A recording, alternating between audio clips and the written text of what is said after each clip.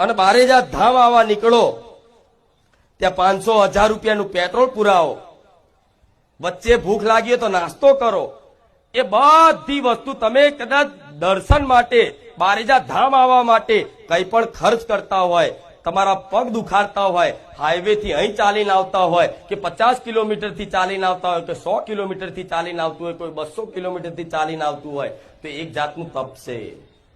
અને કોઈ ચાલીને ના આવતું હોય પણ આ રીતે દર રવિવાર આવી અને પલાઠી વારી અને શિસ્તાનું પાલન કરી અને